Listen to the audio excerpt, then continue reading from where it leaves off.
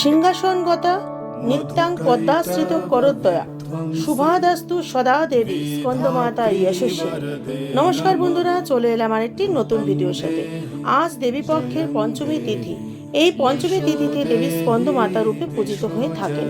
পুরাতত্ত্ব অনুসারে তারকা নামক এক অসুর ব্রহ্মার কাছ থেকে বর প্রাপ্ত হন যে কেবল শিব পার্বতীর সন্তানের হাতে সেই মৃত্যুবরণ করবে। তাই তারকাসুরকে বিনাশের জন্য ভগবান শিব ও দেবী পার্বতীর পুত্র স্কন্দ অর্থাৎ কার্তিক আবির্ভূত হন। তখন দেবী পার্বতী নিজেকে স্কন্দ মাতা রূপে প্রকাশ করেন এবং তিনি তার পুত্র স্কন্দ অর্থাৎ কার্তিকেয়কে যুদ্ধের জন্য প্রস্তুত করেন। দেবী তাকে তার অস্ত্র বর্ষা প্রদান করেন, যার সাহায্যে কার্তিকেয় ও তারকাসুরকে বধ করেন। এই কারণে স্কন্দমাতা হলেন মা ও সন্তানের সম্পর্কের প্রতীক এবং যুদ্ধে বিজয় ও মাতৃস্নেহের শক্তিকে নির্দেশ করেন। দেবী স্কন্দমাতা সূর্যের তেজ ধারণ করেন, তাই তাকে অগ্নির দেবী রূপে অভিহিত করা হয়ে থাকে।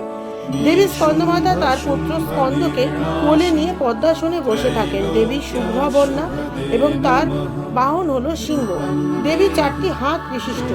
দেবী একটি হস্তে পদ্মফুল ধারণ করে থাকেন।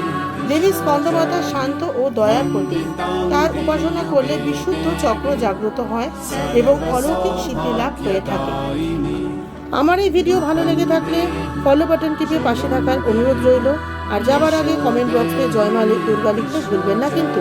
খুব তাড়াতাড়ি দেখা হচ্ছে আবার একটি নতুন ভিডিওর সাথে।